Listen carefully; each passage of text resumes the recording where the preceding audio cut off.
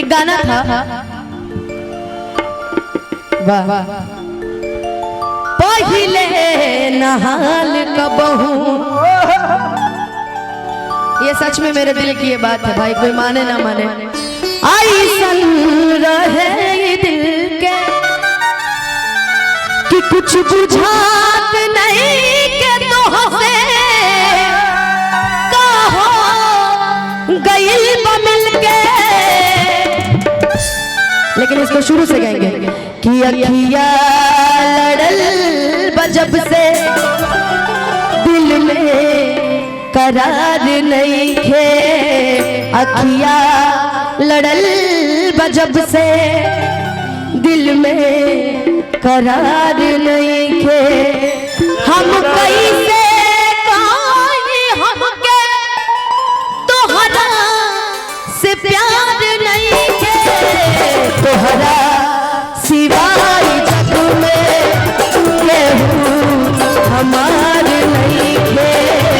अखिया लड़ल बजब से दिल में करार नहीं खे।